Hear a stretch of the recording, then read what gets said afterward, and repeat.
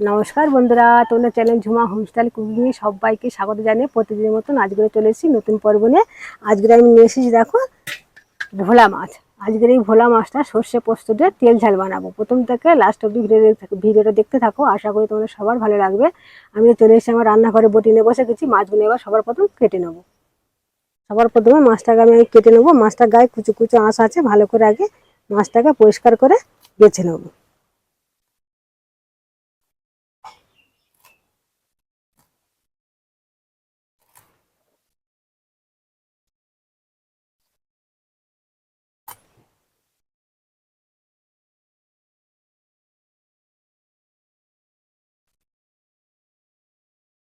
দেখো একটা মাছ আমার কাটা হয়ে গেল, আর একটা কেটে নেবো। এইভাবে সব মাছগুলো কেটে নেবো। আমি এখানে 5টা মাছ নিয়েছি, চাইলে তোমরা কম বেশি করে রান্না করতে পারো। দেখো মাছগুলো আমার সব কাটা হয়ে গেছে, পরিষ্কার করে ধুয়ে নিয়ে ফিরে আসছি। সবকিছু রান্না সবকিছু জোগাড় করে নিয়ে ফিরে আসছি। তোমরা কোথাও যাবে না, দেখতে থাকো তোমরা। মাছগুলো ধুয়ে ভালো করে পরিষ্কার করে নিয়ে চলে এসেছি। মাছগুলো এবার ভালো করে নুন হলুদটা ভালো করে মাখিয়ে দেবো, দিয়ে হাতটা ধুয়ে তারপরে উনুনটা জ্বেলে দেবো। এই ভোলা মাছটা হচ্ছে নোনা মাছ, তাই জন্য অল্প নুন দেবো।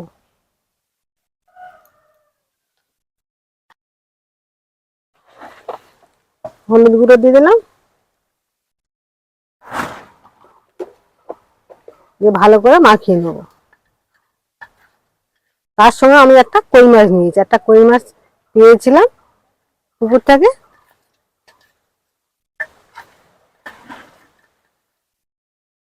মাছটা তো ভালো করে নুন হলুদ মাখিয়ে নিয়েছি। এবার উনুনটা দিয়ে কড়া বসিয়ে দিয়েছি, এবার তেল দিয়ে দিচ্ছি মাছটা ভাজার জন্য।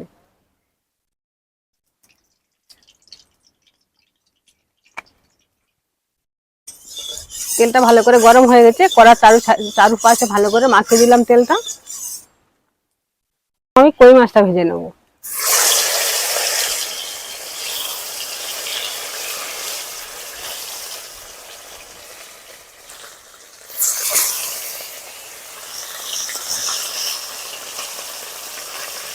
ভোলা মাছ একটু নরম হয়, একটু সাবধানে ভালো করে ভাজতে হবে যাতে না ভেঙে যায়।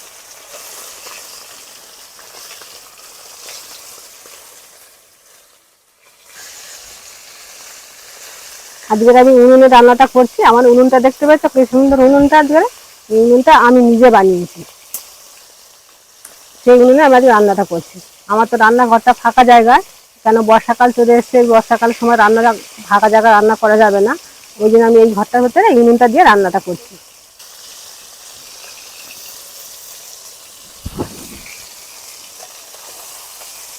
মাছগুলো ভাজা হয়ে গেছে, আমি এক পিট করে উল্টে দিচ্ছি।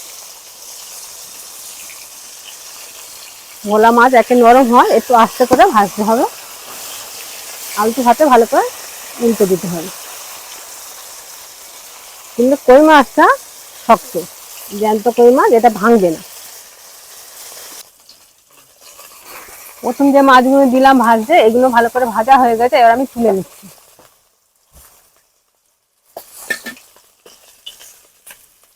কতটা সুন্দরভাবে ভেজেছি, একটা মাছও ভাঙেনি। এই দেখো একটা মাছও ভাঙেনি।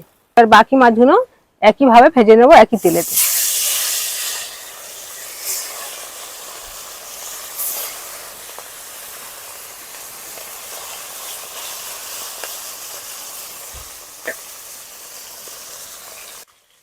দেখো বন্ধুরা, ওইদিকে দেখছো বাগান দেখতে পাচ্ছ, বাগান দিকে ভালো করে লক্ষ্য করে দেখো।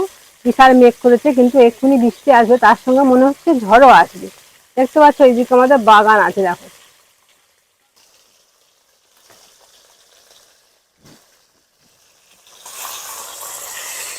এবার ফের উল্টে দিচ্ছি, এক পিট করে হয়ে গেছে, ফের উল্টে দিচ্ছি। দেখো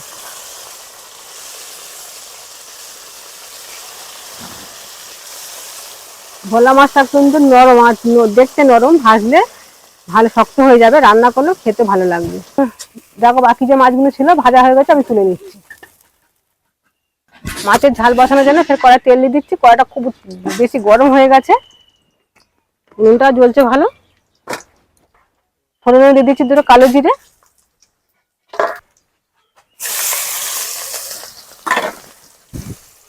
পেঁয়াজ কুচি ভালো করে লাল করে ভেজে নেবো।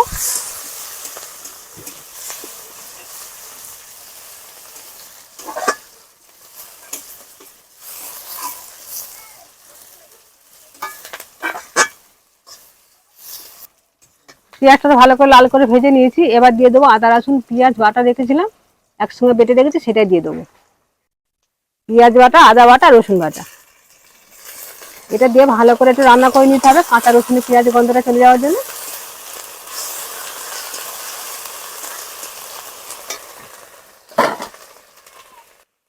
এবার দিয়ে দেবো নুন,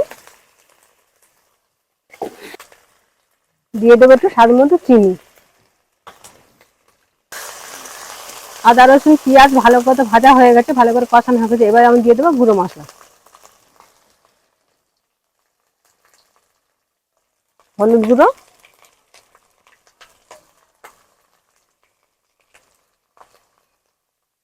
লঙ্কার গুঁড়ো,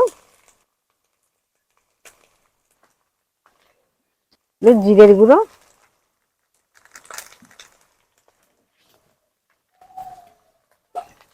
সামান্য জল দিয়ে মশলাটাকে ভালো করে কষিয়ে নিতে হবে, কারণ গুঁড়ো মশলাটা পুড়ে যাওয়ার ভয় আছে। মশলাটাকে সুন্দরভাবে কষিয়ে নিচ্ছি। দেখো কতটা সুন্দরভাবে কষিয়ে নিচ্ছি, আর কালারটা কত সুন্দর এসছে।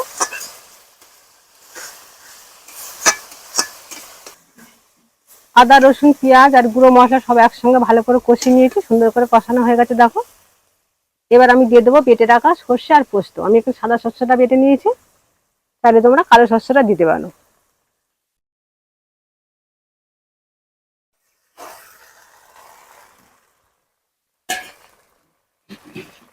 এই সর্ষে পোস্তটা দিয়ে ভালো করে একটু রান্না করে নেবো।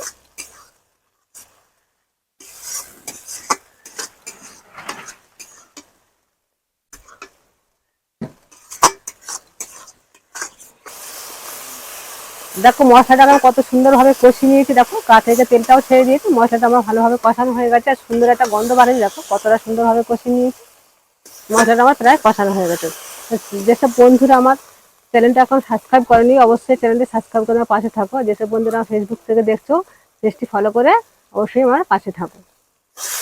দেখো মশলাটা আমার কষানো হয়ে গেছে, আমি এবার জল দিয়ে দেবো।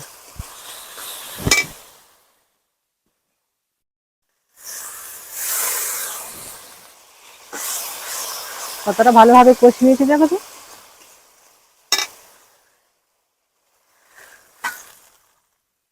আমি এখানে জলটা অল্প দেবো, তোমরা তো বাড়িতে রান্না করলে তোমাদের মন মতন করে জলটা দিও। দেখো জলটা আমি এরম ভাবে দিয়েছি, দেখো আর কালারটা দেখো কতটা সুন্দর এসেছে কালারটা।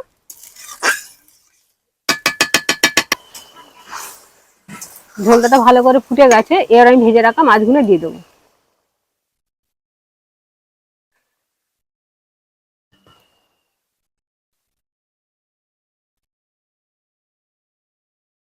উপর থেকে দুটো চেরা কাঁচা লঙ্কা দিয়ে দেবো।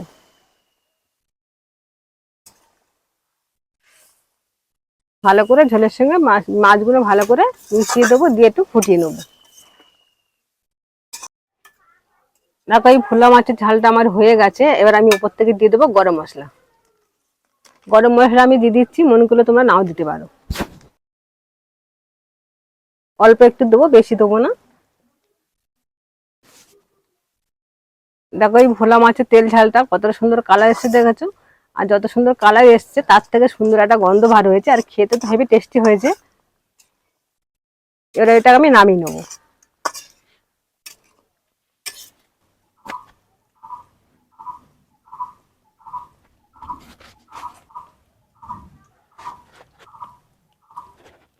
দেখো তরকারিটা আমি একটা পাত্রে ঢেলে নিলাম।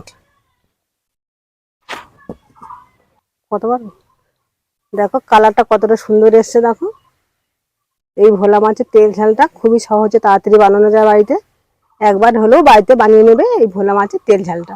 তো বন্ধুরা এই ভোলা মাছের তেল ঝাল রেসিপিটা কেমন লাগলো, আশা করি তোমাদের ভালো লেগেছে। আর ভালো যদি লেগে থাকে এটা অবশ্যই কমেন্ট করে জানিয়ে দিও, আর লাইক করে চ্যানেলটা সাবস্ক্রাইব করে দে, পাশে থেকো। আবার কোনো নতুন রেসিপি নিয়ে আসবো, ততক্ষণ তোমরা সুস্থ থাকো, ভালো থাকো, এই বলে আজকের ভিডিওটা শেষ করলাম।